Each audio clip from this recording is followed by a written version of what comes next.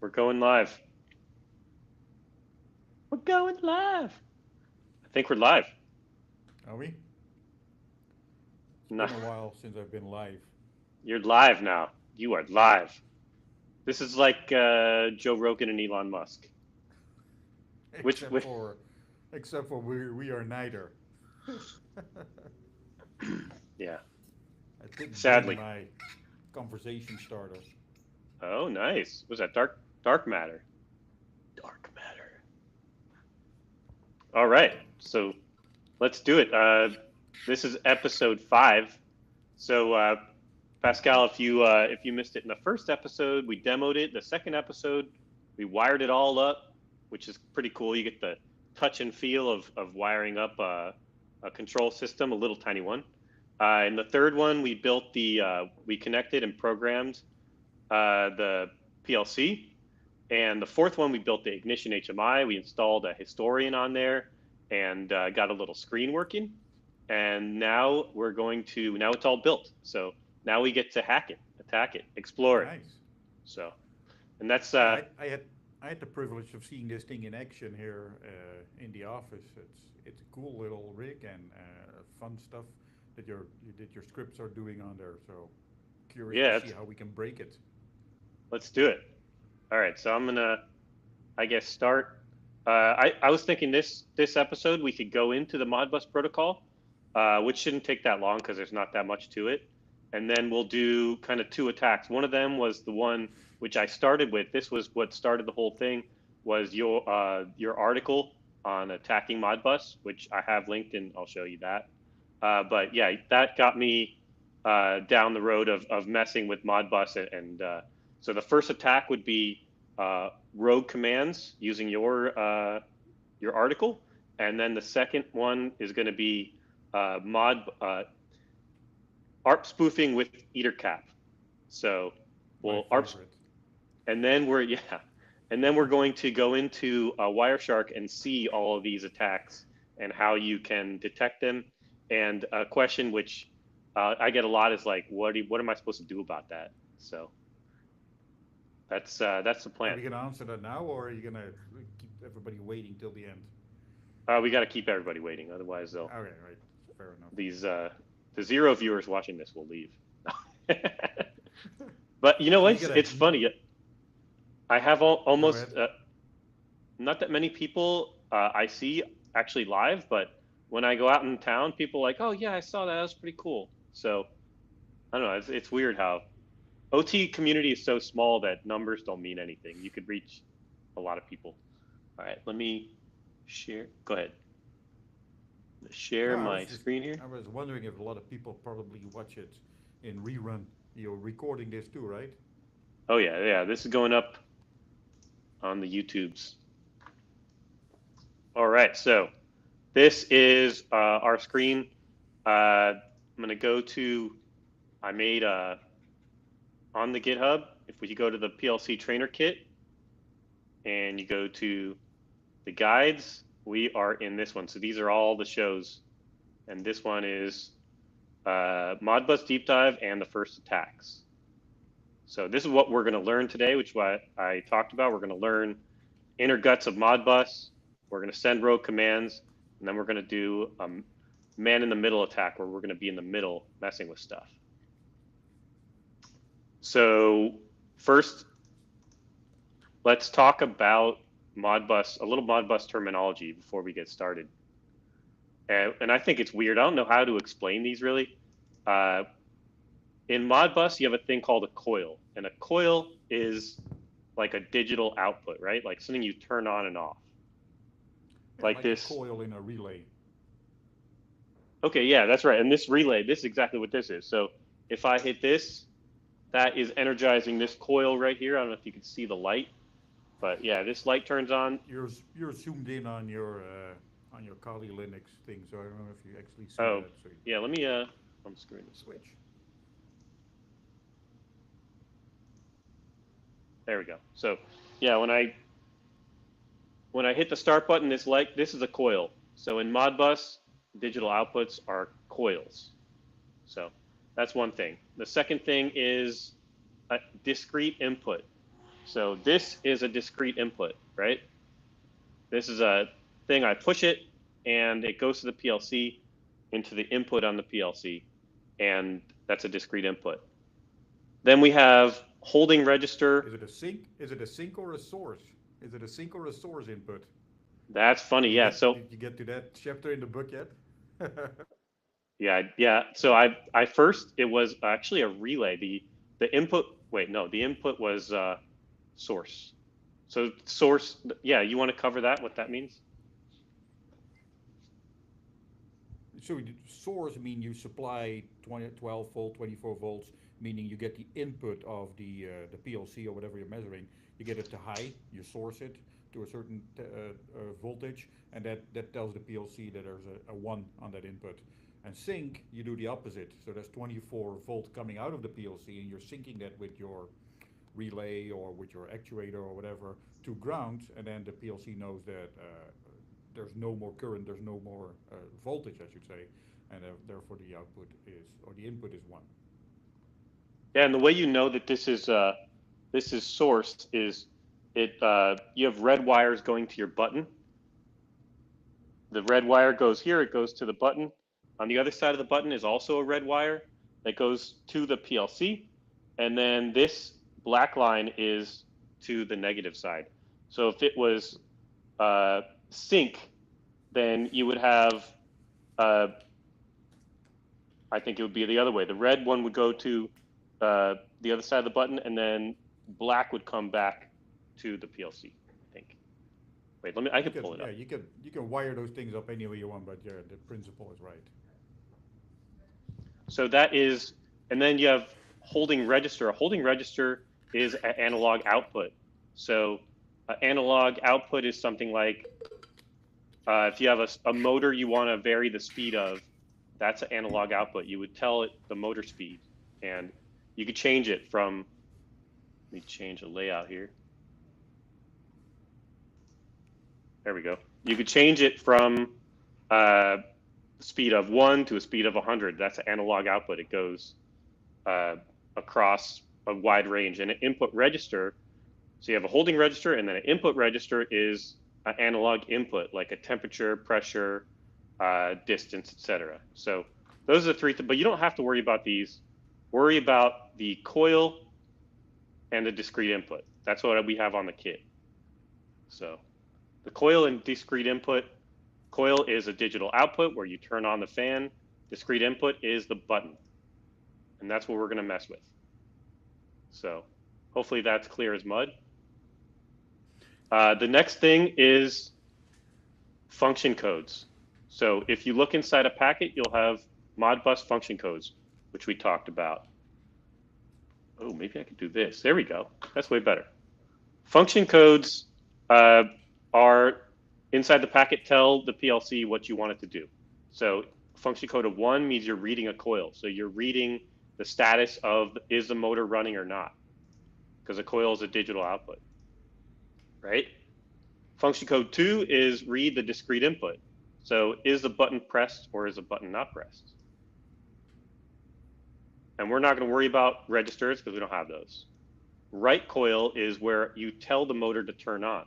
So if I go over to my screen, I hit start, that's going to be a write coil.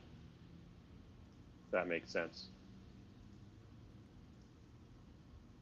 We're not going to worry about register. Write multiple coils is just a thing where I could send a command to write a bunch of different coils in one packet, which we don't have either. So we're going to work with just this one, and this one.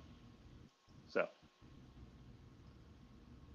what's interesting is that you can actually see those commands, those function codes on the wire, which I bet you're going to show us pretty soon here. But so the Modbus protocol originally came from control systems that were wired up with serial wires, right? Like RS-232 or 485 if you had longer distances.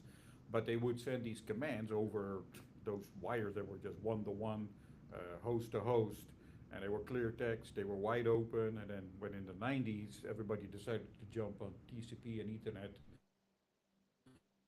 protocols, they took the the Modbus protocol, put a TCP wrapper around it, and threw it on the network just like that. And that's why you're still able to see those function codes, and that's why a tool like Wireshark is able to dissect that. Yeah, and let's get into it. I love that. This is where it gets interesting. So it's my Kali machine. I don't need that yet. So on my Ignition server,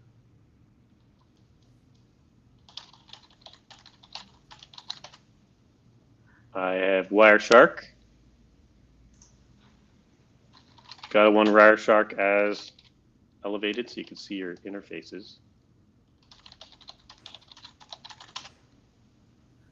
All right, this is my connection. Okay, so this is normal status. So the Ignit 0.3, that is this Ignition server. That's this HMI, this little screen here. And 0.10 is my PLC. And so you could see about every second it is, let me maximize this.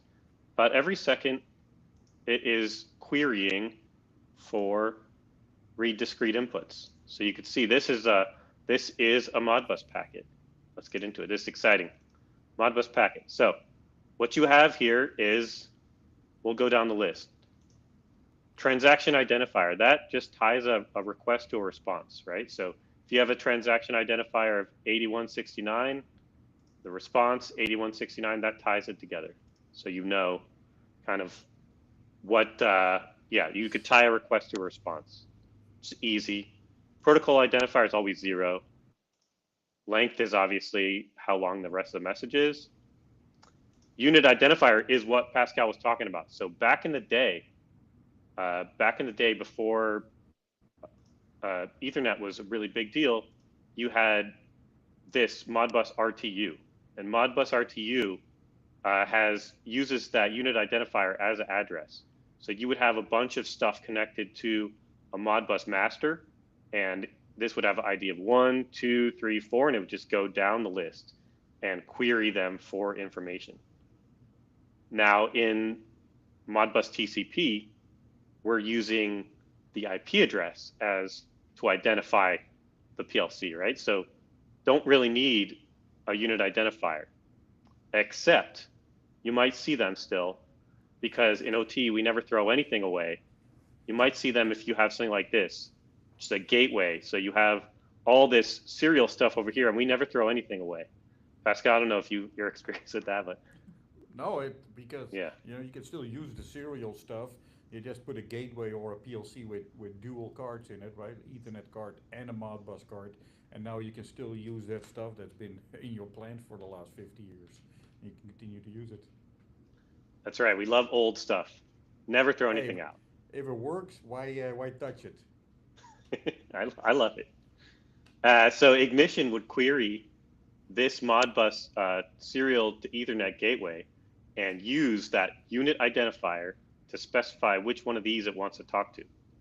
So you still see it in Modbus TCP, but just not when you have this gateway, which is kind of funny. It's like, I never want to upgrade anything, but I also want to tie it to my IT stuff, AI, and everything else, which is the cool part about working in OT. Yeah, the cloud. Get it in the cloud. What could go wrong? This 40-year-old serial device, I definitely want to connect this to the cloud. Yeah, exactly. And so that is the unit identifier. Function code we talked about. Function code 2 is read discrete inputs. So this is reading the buttons, because the buttons are the only discrete inputs I have. And what it's saying, this reference number is the Modbus address, and the bit count is saying, I want to read this 0 address, and I want to read 2 bits. And we'll go over where that address came from in a second. And then in the response, so the response is everything the same, but in this Modbus section, it just says, here are your 2 bits. That's it. So it doesn't say like the address it came from or anything. It just says, here are the 2 bits you requested from this transaction ID. It's up to the sender to remember which ones were requested, and then sequentially look through the responses for the values of them. Yeah. And then we have this, is this function code? Okay, this function code 1. So this is the same thing, except it's reading coils instead of reading discrete inputs. Coil is the fan and the 2 lights. So you could turn on a fan, turn off the fan. You could turn the light on, turn the light off. And you can see the transaction number is 8170. So the response should be 8170. And the reference number, that's the Modbus address, 8192. And I want to know the 3 bits after that. So 8193, 8194, 8195, or 8192, 34, depending how you count it. This addressing gets really confusing because some systems start from 1 and some systems start from 0. So I'm always messing it up and I'm always off by 1. So. Did you know you could right mouse click on there and say apply as column? And then it shows up in your main screen as a column, so you can follow those numbers and see what they do over time. Ooh, that's badass. All right. So I could do that that one, and then I could do. You could do that one, yep.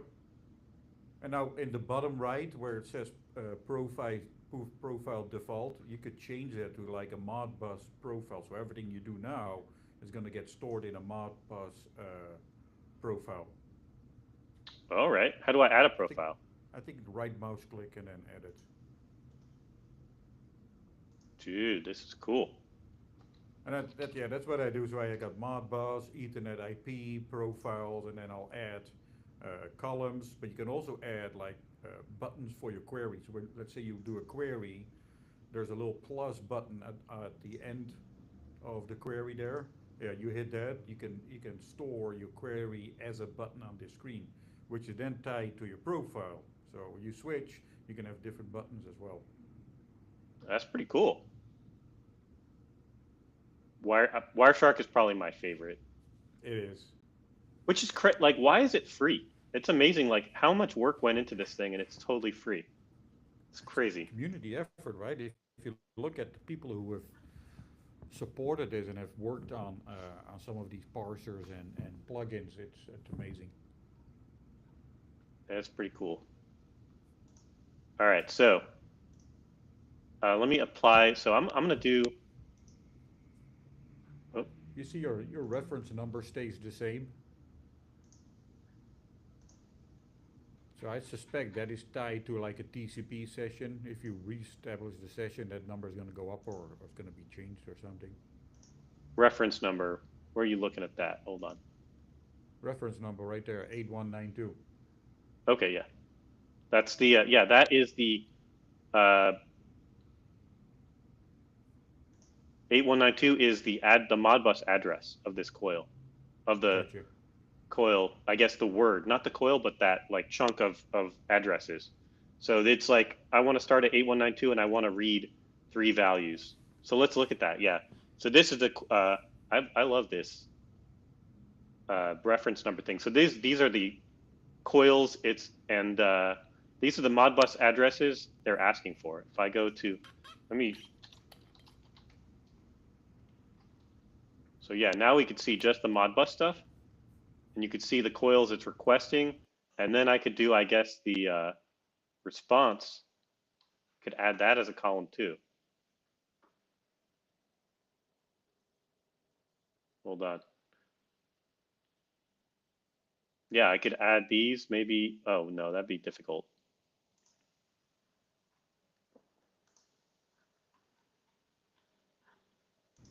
You can, but it wouldn't always make sense. Yeah, it would be an individual address, which would be a pain. But I like this where I could see the different addresses it's requesting. Okay, so that was the query for the coil. I want to read Modbus address 8192. I want to read 3 bits. The response is going to be the 3 bits. So this is the motor. Is the motor running or not? This is the stoplight. The stoplight is on. That's why it's a 1. This is the running light. Running light is off, so it's a 0. And if I turn it on, then I go to the bottom, it'll be 101 after a while. This is all the information you need to to dynamically build that screen, right? That's running in the background. You Yes, need to know the status of the light, you need to know the status of the fan, and you need the status of the motor, and that's when you can build this thing. exactly. And that's here if you go to uh, panels, what is it, tag browser? That's where I added them. And this is what we did in the last video.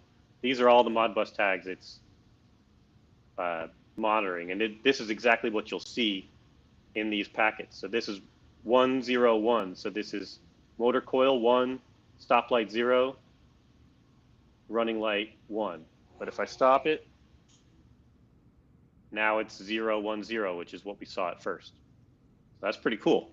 And you could actually see if I press the start button, the start X2 start lights up. I let go of it, goes out. So What you could do is that bit 8192, if you right mouse click and put it as a column, and then let it scroll. Then you could see when you change that on the HMI, you could see it in Wireshark changing it oh, like apply this as a column. as a column. Yeah. Oh, that's okay. So let's say.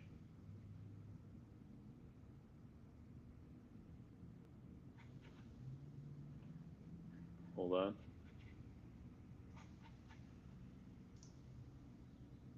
Where did it go?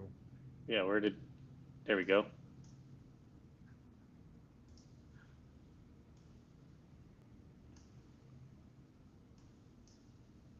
Yeah, so now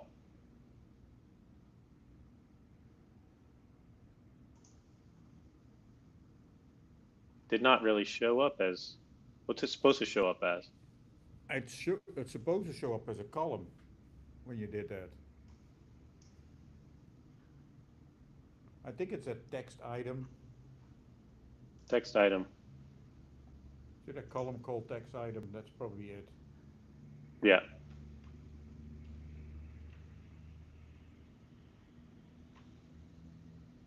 Yeah, that's 0 now. So it should be showing 0. Bit 192 is 0.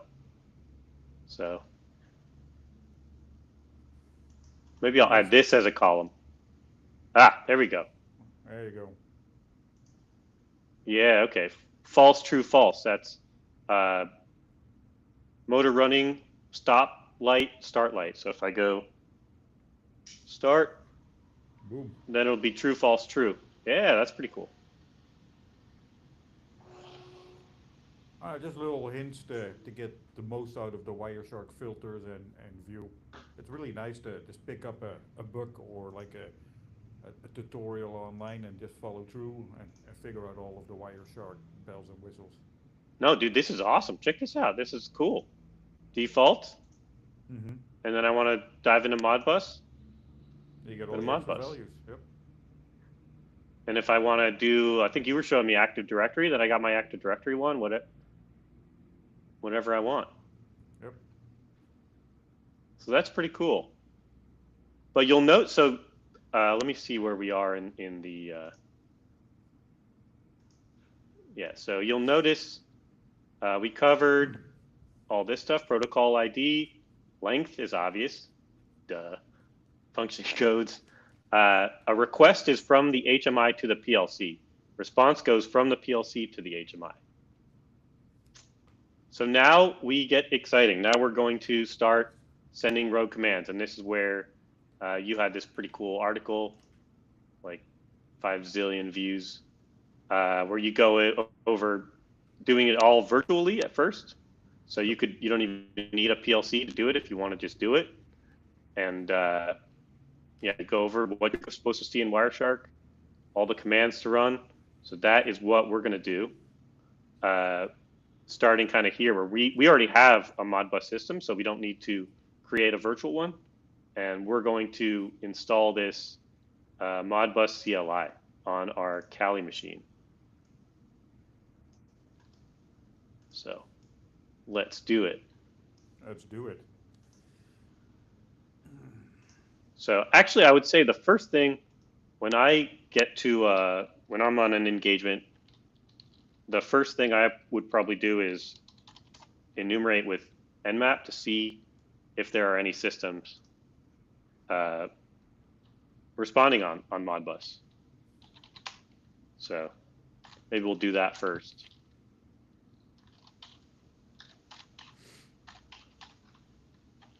And let's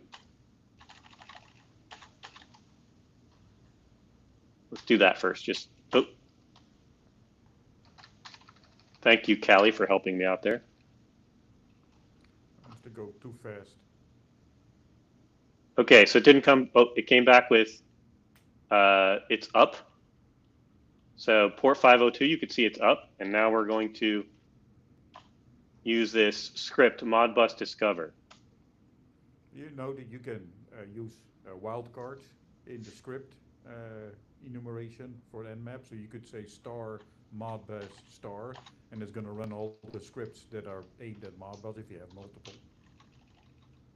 Yeah, I didn't install any special ones, so it looks like the only one had was discover. But yeah, I saw there was some like Modbus enum, which might be cool. Like enumerate Modbus, maybe look at some registers. Not a lot of information here, I would say. So let's, yeah, so now we have some information. We have a target. We know it's running Modbus. So let's install the,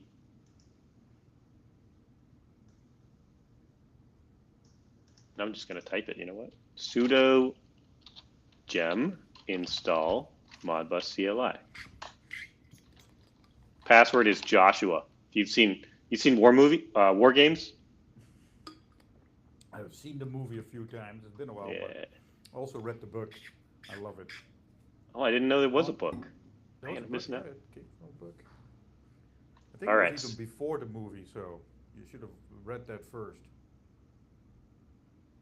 Yeah, I'm bad about books. Me too. Yeah, you write books. You don't read books. I don't read them. Don't have time to read them. So let's do some Modbus enumeration. So now I can run. You go down here. He tells you how to do it. Whoever this guy is. We'll do Modbus. What's that? I got to read up on this article. Yeah. You got your target there, and I think the one you had, Modbus read help. So we want to read an individual. We're going to read the fan motor running or not. So we'll read.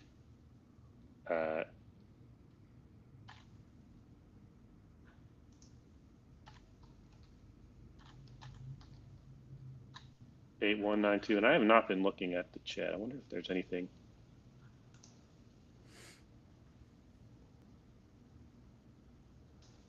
Pascal's voice is low. Is it better now? I'm pretty close to that microphone, but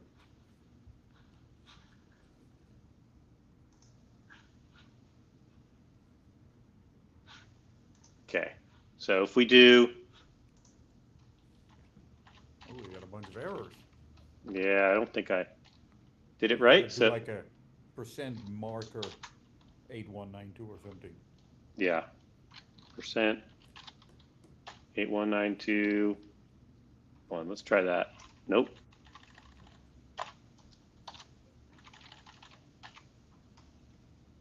So okay, there you go. 8192 is 0. I like this one. You had this one in your. Read multiple. Yep. So I'm reading. Yeah, this is where you read. So you're reading a whole byte here. So I'm reading 8-bit addresses. So 1, 2, 3, 4, 5, 6, 7, 8.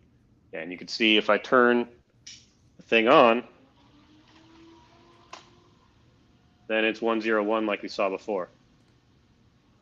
But turning it on by the button is kind of lame, right? So let's do Modbus write 192.168. But we're going to write the value of 1. And there, turned on. So there's your first rogue command. Boom. Nobody knew you did it.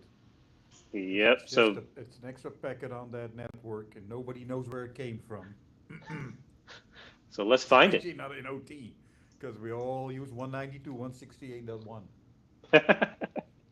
That's pretty true. Guilty. Guilty So as we charged. we were taking a packet capture the whole time. Let's see if we could find our little thing. If maybe it doesn't see it, but Well, your bit value should be different.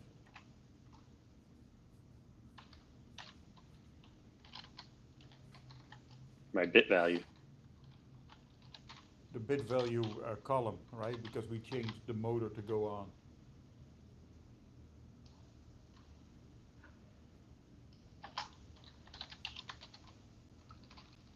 True.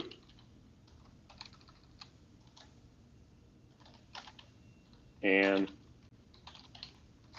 there we go.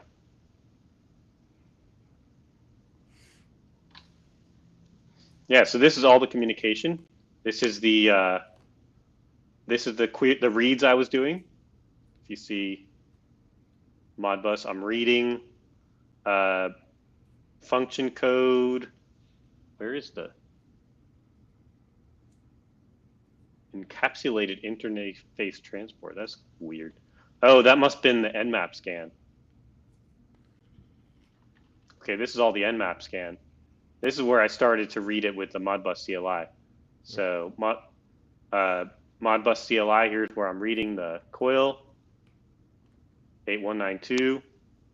Let's see, I want to make the Modbus function code as a column. What do you think about that? That's pretty cool. So function code, right coil. So this is where, this is where I was writing the coil. And I guess it sent function code 15, which is weird to write. It's all up how that's programmed, right? So your Python module is probably programmed to do multiple coil codes, but if it's only doing one coil, if you're just gonna send one as an X value. And I think there is a way to configure that, like in the address in.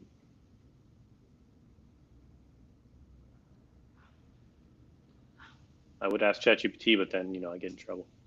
No, but yeah, there must be a way to do that. But you could see where you can detect it because this is a different host sending a write coil command to the PLC, and the PLC is configured to allow anybody to do that. So anybody that reads will be given a value, and anybody that writes, that write will be executed.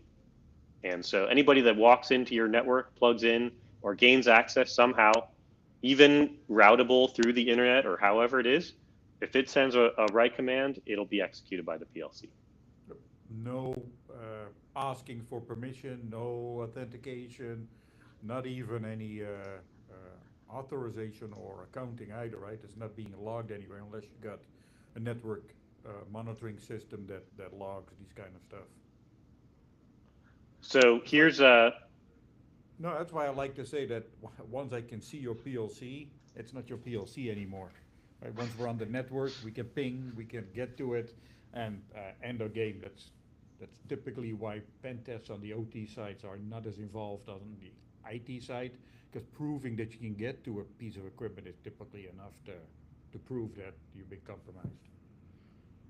So here's, I guess, where we circle back to what we were talking. How does somebody defend against this? Like, what are things people should do to defend against rogue commands, for instance? Yep.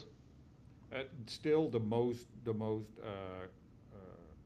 impactful way to protect is segmentation. So set up an enterprise zone, set up an industrial zone, make sure that your stuff doesn't directly communicate to the internet. It is really segmentation, and on top of that, verification through monitoring, making sure that you do your annual or biannual Shodan search for equipment on the internet. Make sure that you verify that people can't just go from the enterprise side into the industrial make sure that those connections that do exist and have to be established are valid and properly designed to follow IDMZ principles. I love it. Yeah, and it's crazy that we're still getting advisories to take your PLCs off the internet, which is kind of nuts. Yeah. Only makes me proud to be an OT. We still have, but I don't think it's as easy. I don't think people do it on purpose. I think people are people don't know they have PLCs on the internet, and that's where your Shodan thing. Search your IP address range that you own. You could even search, I think, by geolocation, which is helpful if, like, I've seen plenty of times vendors will put your PLCs on the internet so they can reach them, which is convenient for them, but then, Yep. you know, you're compromised. So walk downs, like walking down looking for weird antennas hanging out of cabinets, making sure, yeah, just doing your best to find them and remove them. And keeping this stuff isolated where nobody can get to it. I think it's kind of, Pascal, let me know what you think of this. I think it's kind of like the cockpit to a plane. Like, once you're inside the cockpit, you could do anything. You could crash that plane and the plane's not going to ask you any questions, right? Like, it might yell at you, but once you're in the pilot seat, there's like implicit trust. And I think the same applies. Once you're on a network, a OT network, there's implicit trust there that you're supposed to be there, and you send the right command, you meant to do that, and it should be executed. Implicit, but also expected and necessary, right? So once you get to that level of network, once you get down to those levels of network, you want very little restriction, because now you're talking a PLC talking to an actuator that needs to open and close a safety gate uninterrupted. So you really don't want any barriers like firewalls or even MAC address filtering in place. You want to make sure that any traffic that's destined to open or close something makes it to its destination. I love it. That's true. So I think, yeah, you could do these other commands. So yeah, read, write. Now the thing is with an attack, how when you're doing a pen test, how do you know which coil is what? How do you know 8192 is the motor start, for instance? During your pen test, you might have found a project with the HMI backup on it, and then you reverse engineer because the coils correspond. You might have noticed that when you built your little proof of concept in Ignition, right? The coils somehow correlate with the PLC addresses. So you find that out, and you find out which are the interesting coils, and then you attack those. Or you don't care, you send ones and zeros to random places all over the PLC memory. Makes sense. So yeah, I'll show you. So if you found, this is a file on my engineering workstation. If you found this file, you can go to Address Picker, and I will show only the ones I'm using, and I will display the Modbus addresses, and there you go. So with this file, I can figure out this Modbus address is your fan motor, this is your stoplight, and this is actually where I get them and configured them in Ignition.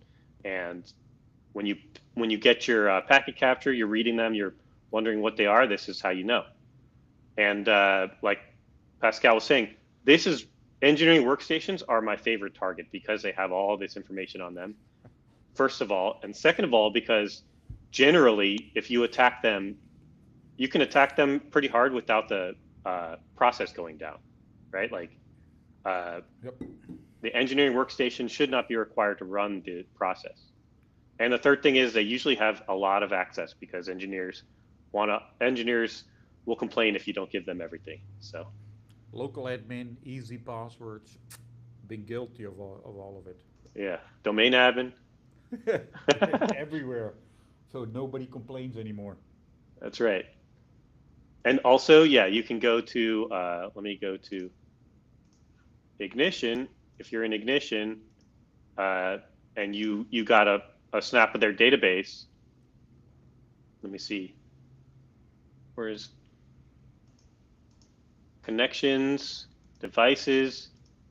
So I could, if I got access to this portal, I can go to these addresses and I could see like what you're pulling and maybe get your tags. If I can get the tags like I was showing you, export of the tags or find a backup file with the tag. There's all kinds of ways, but from the PLC directly, there's no way to know what the coil is, right? It just gives you ones or zeros. That's it. Yeah, like through Kali. If you follow the patterns of the data, you might get an idea, right? So you could see some temperatures, maybe a 4 to 20 milliamp signal coming in. You'll see that on input coils or on input registers. But apart from that, it's difficult.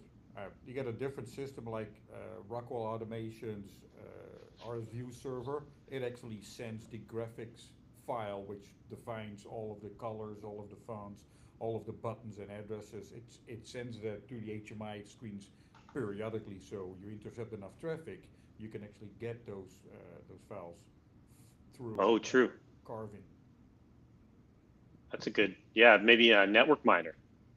There you go. Network miner's my favorite. So the next thing we're going to do is do a simple ARP spoof. And I have the link to this awesome SANS research paper, man-in-the-middle attack using Modbus, so in Wireshark. So it explains about Modbus TCP, and then it talks about what an ARP spoof is. And what an ARP spoof is ARP spoof attacks the thing that ties this IP address right here to this MAC address.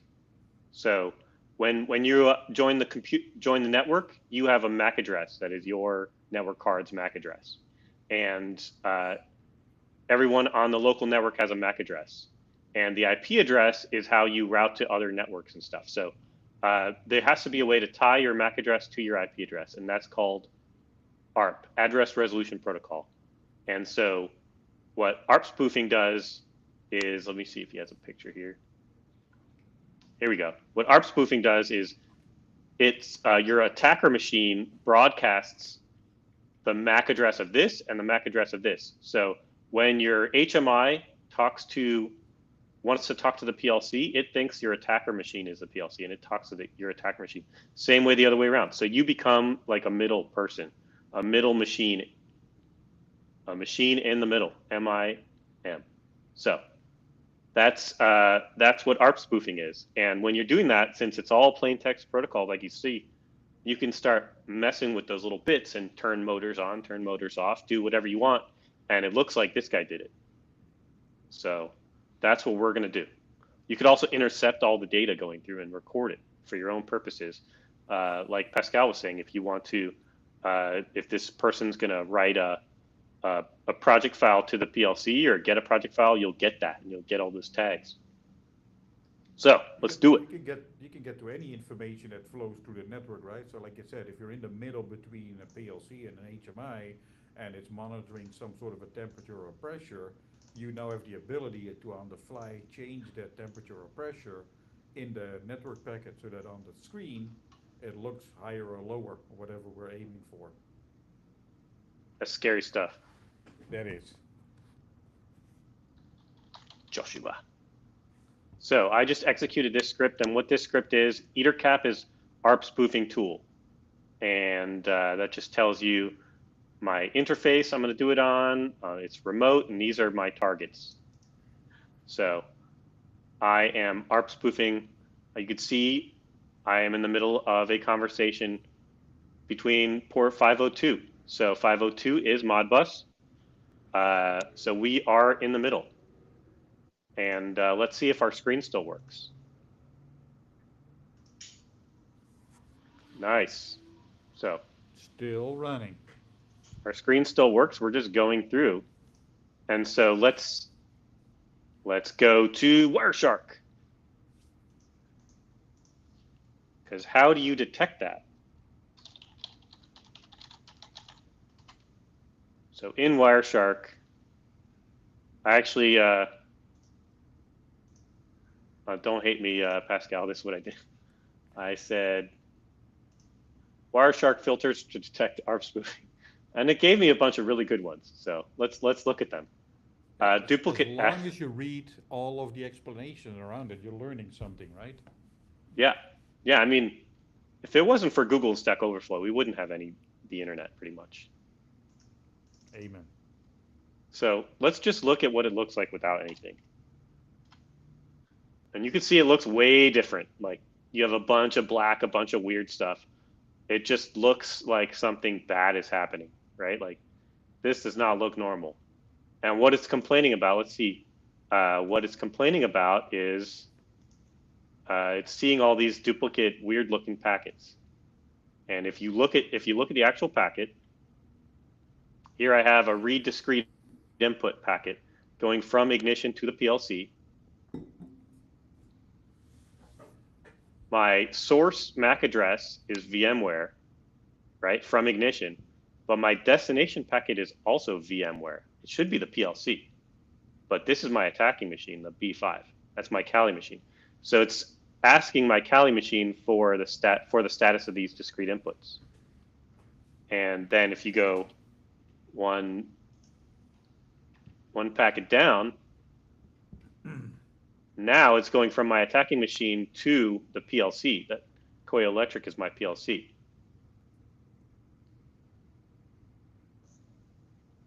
So I am in the middle. And then the PLC talks to my attacker machine to tell them, my attacker machine, the status of those coils, right? Stop button is not pressed, so it's a 1, and the start button is pressed, because this is normally closed, so when it's not pressed, it's a 1, which we talked about before.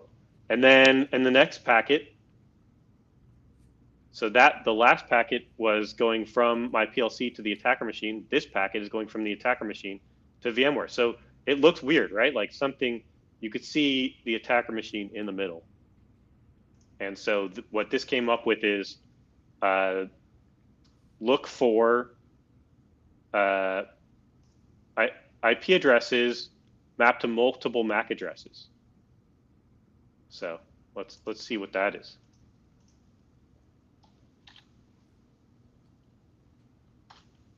And we get a ton of them, right? So duplicate IP address detected because I have this is the address of the PLC and the address of the attacker machine. So very useful, and it looks like there's a ton of them.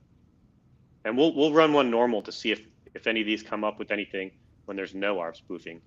Let's see, duplicate address frame.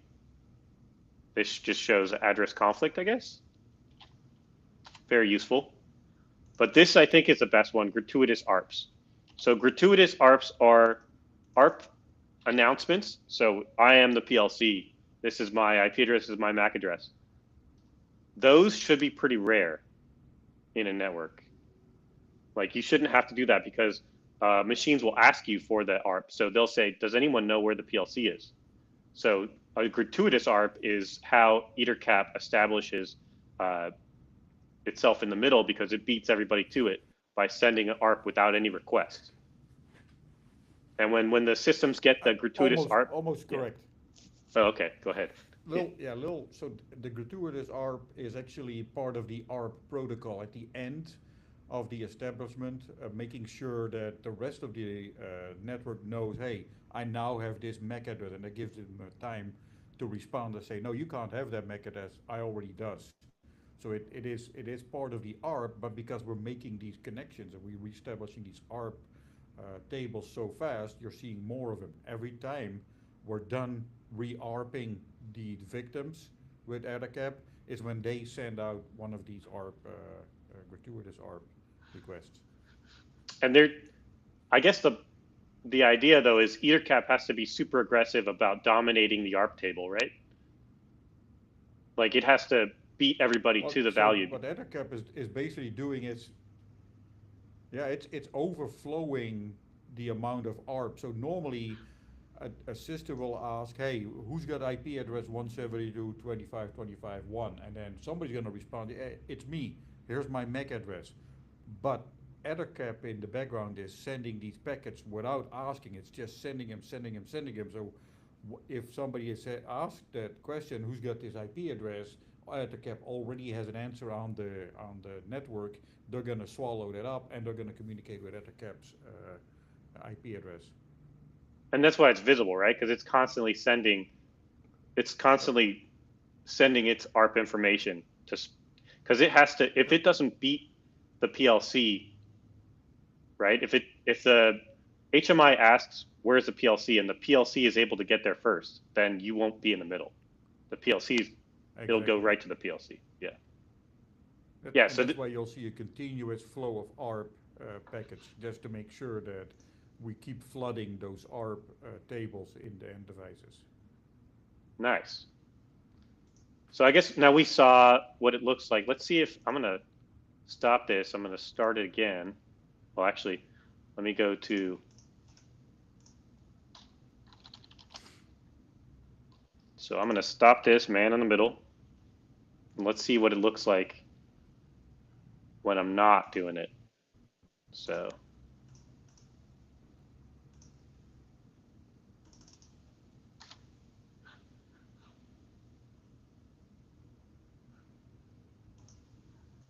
I got a bunch of traffic here, but I don't think we're going to see any duplicate, any devices with multiple IP addresses tied to the same MAC. Nothing. Gratuitous ARPs. Nothing. So this is a small network. On a bigger network, you might see some gratuitous ARPs, but it'll be a huge difference when there's ARP spoofing.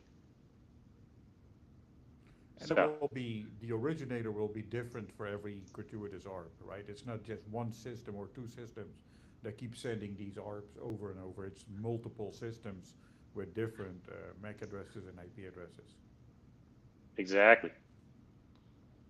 So now let's do some cool stuff. Now we're going to mess with the Modbus. And I got this out of this research paper I showed you. So that link to the research paper is up here, somewhere, right here.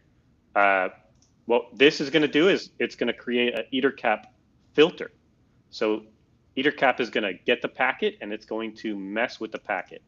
And what this says is, if you see a function code 5, which is right coil, this is me telling the HMI telling the fan to turn on, and you see this data, which means 8192, this is 20 and then 00 in hexadecimal is 8192.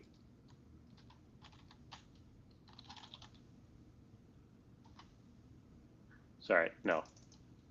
20.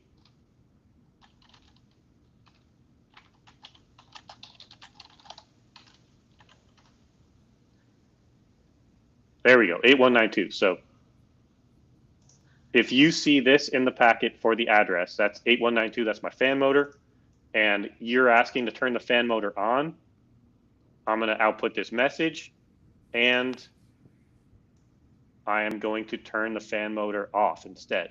Change it to from FF00, which turns on, to 0000, which turns it off. So we're going to take this and we're going to put it in a file. Scripts. I'm going to go to Modbus EtherCap.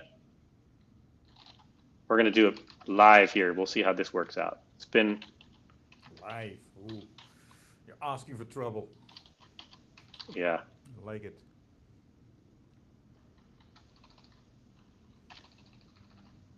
Ether.filter.modbus.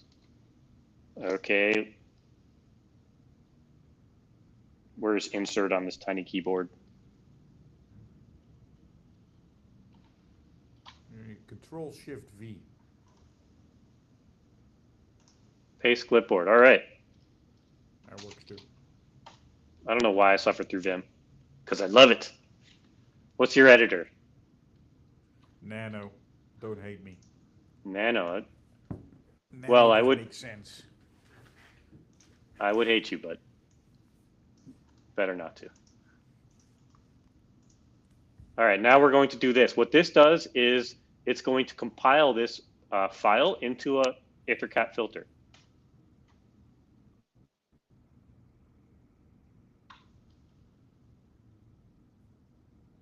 So I guess it did it. Now we're going to run the command. Let's see if it worked. So what this is doing is it's going to run this ItherCAT filter using the same thing. It's going to get in the middle, and when I try to turn the fan on, it's going to not let me. Should at least. Let's see what happens. Yep, you see that message, found Modbus. And it is taking that packet and is carving it and turning that on to off. Let's go to Ignition and see if we can see it. Oh, so you see we got some gratuitous ARPs already.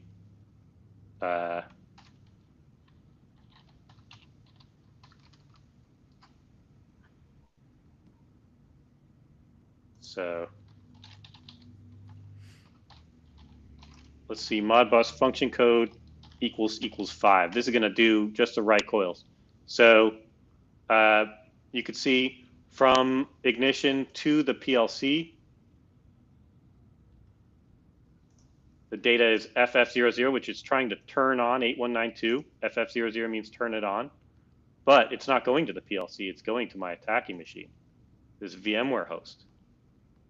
And then if I get rid of this filter here, you'll see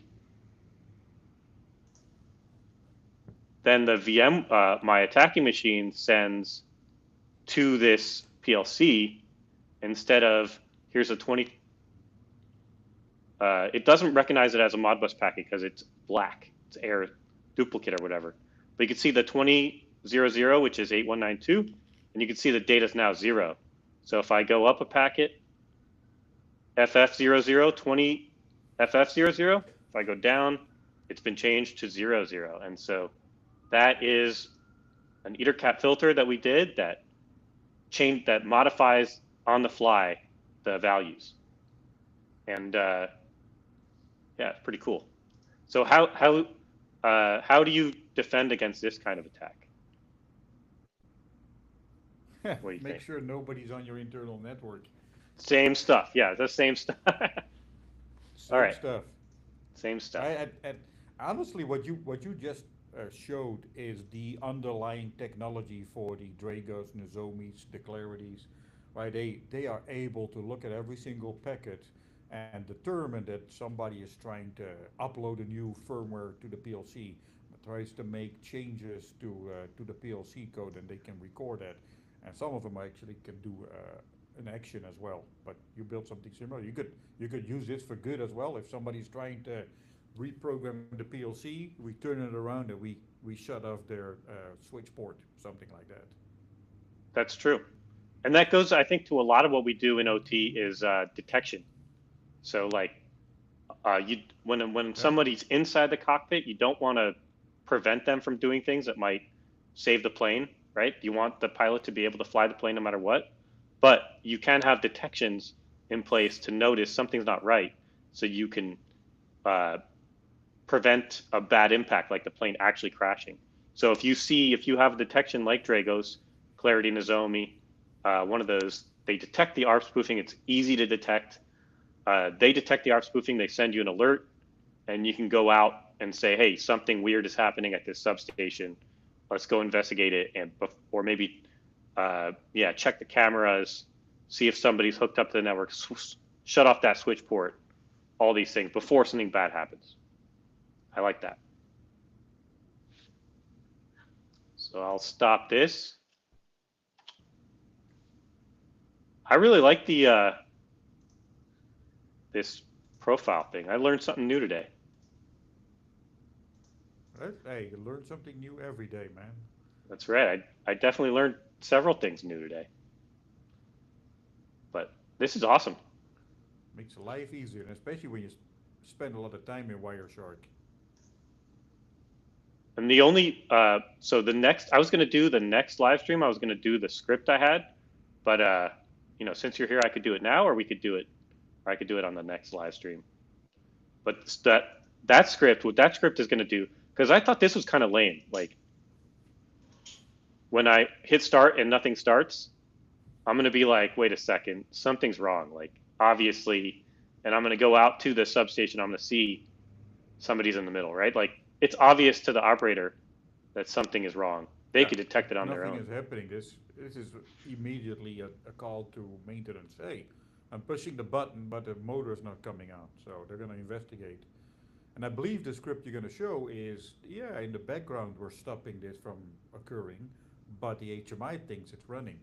And that's more Yeah. deviant. Let me get, yeah, so let's do that one. And this one, I just redid it, so hopefully I don't, let's see. You didn't mess it up? Yeah, I made it into like a more like a package. And now it's like all complicated and annoying. So hold on, let me, Trying to make it easier, turn it into something annoying. imagine that. Yeah, been there. So I need to get into a virtual environment. So what is it? There it is. And now I'm going to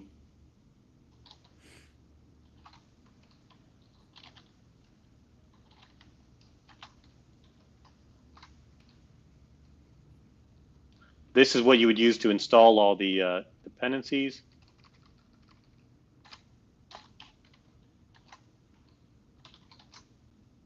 Crap, hold on.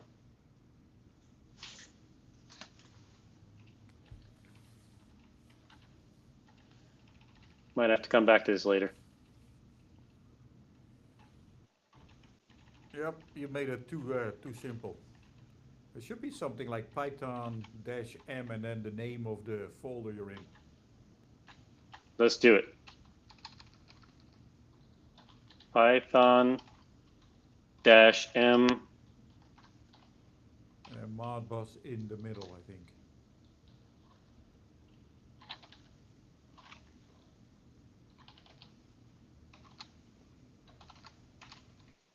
Motherfucker. Almost.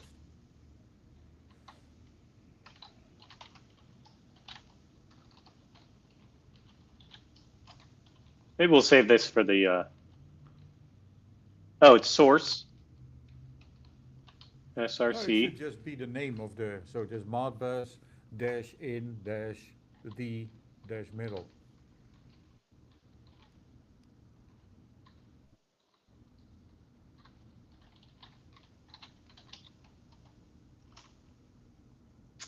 No, so hold on. 1 second. I'll get it for you. Don't leave. When you did the pip install E, it should have installed it with a name so you could just invoke it without the Python stuff.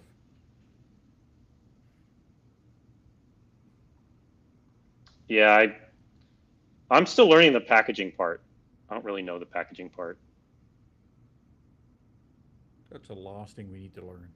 I know, because I wanted to make it so other people can install. But let me ask you this while you're here.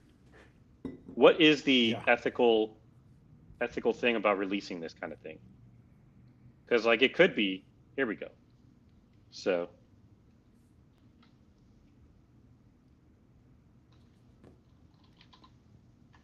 well, you found this by asking the right questions in your search engine and to figure out and dig around. there, that's working. Somebody else can easily redo this with the right mindset, with the right questions. You can redo this. So you don't think it's a big deal? Share it with caution. I don't think it's a big deal. You could put a couple of programming errors in there. I remember in the early days when we had like Millworm, when we had these exploits that were being shared, they would deliberately put a little coding error in there, and only people who knew coding were able to use those scripts.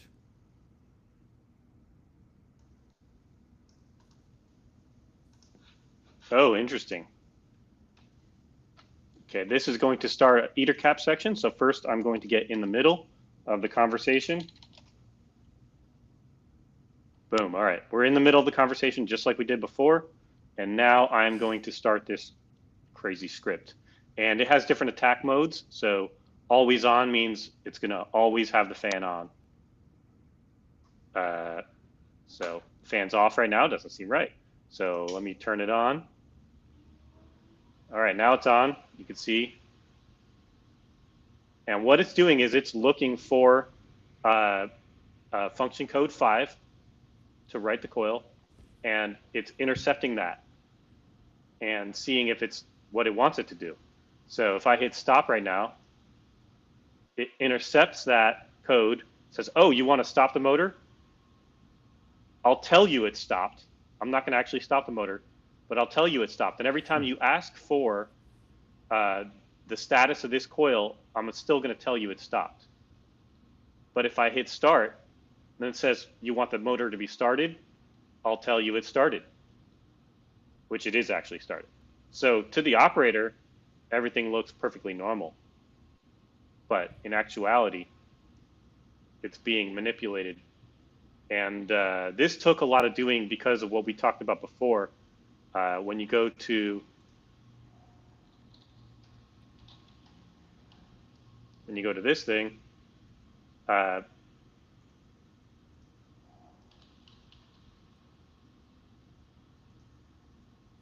I'll stop it.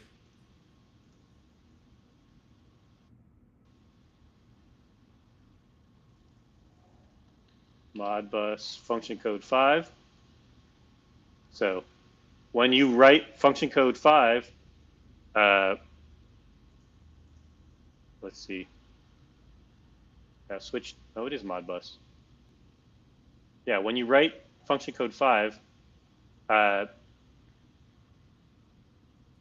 is this a query or?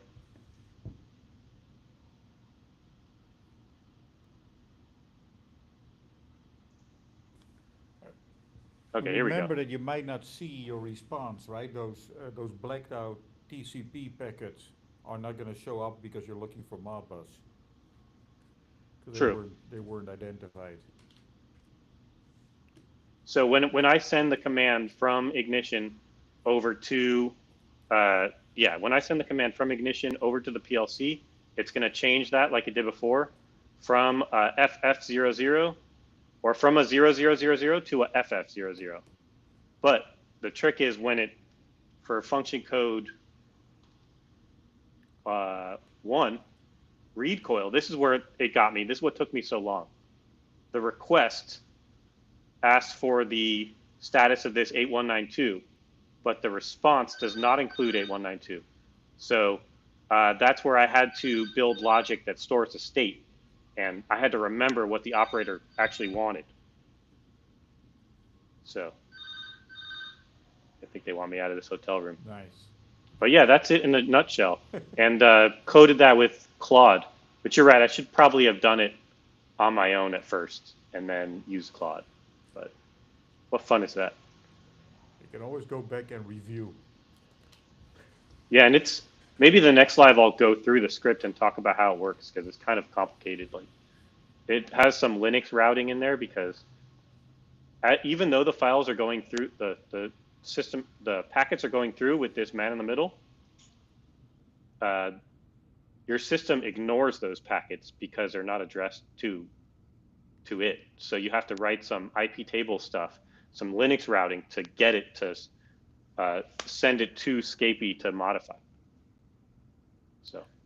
Yeah, you could easily fill a whole session with that conversation. That was pretty fun, gotta say. Let me stop. Good. Yeah, hope you had fun. I had fun. We're hacked.